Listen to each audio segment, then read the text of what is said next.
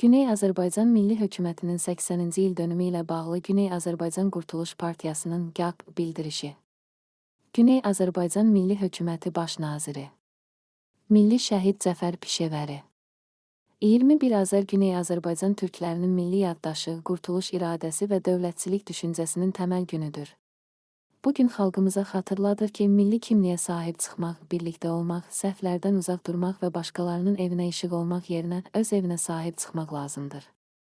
Paniryanist Fars rejiminin mərkəzi və şubi siyasəti yalnız milli birliyimiz və türk varlığımıza söykənən iradəmizlə ciddi siyasi dəyişikliklər İran adlanan məmləkətin Fars şubi rejiminin zəifləməsinə gətirib çıxarmışdır. Həmas, Hizbullah, Həşdi Şəbi, Husilər, PKK, Hüseyniyin və Fatimiyin kimi rejimin regional alətləri artıq əvvəlki kimi təsir gücünə malik deyil. ABŞ-ın bölgədə həyata keçirdiyi yeni stratejisi İsrailin möhkəmlənməsi ilə yanaşı regional nizamın yenidən formalaşmasını öngörür. Bu proseslərin fonunda Güney Azərbaycanın geosiyasi əhəmiyyəti nəzərə çarpacaq dərəcədə artmışdır. Bu il Güney Azərbaycan üçün əsas vəzifə vahid milli iradə ətrafında birləşərək azadlıq, ədalət və milli hökumət idealına doğru daha möhkəm addımlamaqdır. İran müstəmləkə sistemindən xilas olmaq yalnız ümumiləşmiş iradə ilə mümkün olacaqdır.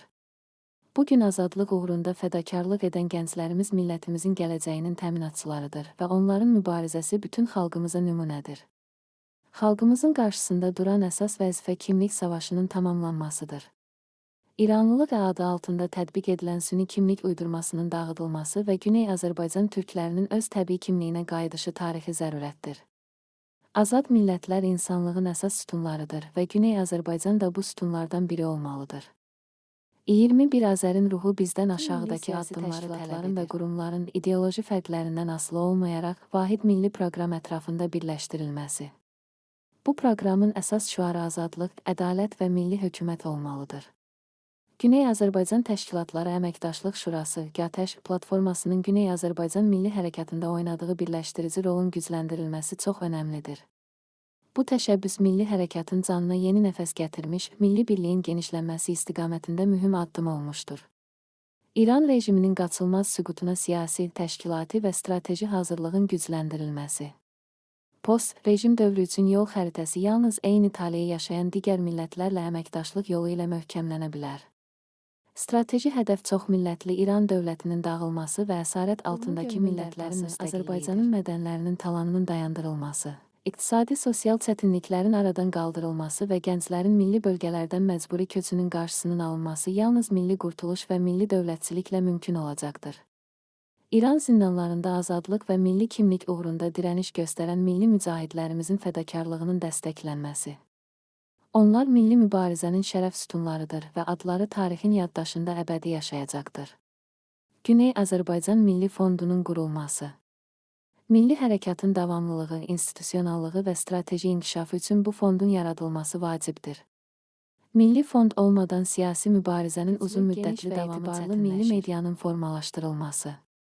Güney Azərbaycan hələ də dünya miqyasında yetərli informasiya resurslarına sahib deyil və bu vəziyyət mübarizənin dəstəksiz qalmasına səbəb olur. Bu boşluğu yalnız milli media ilə doldurmaq mümkündür.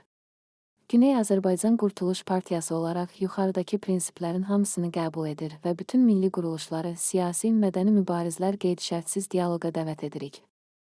Bu bildirini Güney Azərbaycan türk gəncinin ağzında dolaşan anlamlı şüarlar sonlandırırıq. Sən çağırsan gələrəm mən, sən yaşa Azərbaycan.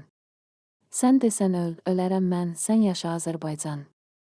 Güney Azərbaycan Milli Hökumətinin şəhidlərinin xatirəsi əbədi olsun. Güney Azərbaycan Qurtuluş Partiyası 10 dekabr 2025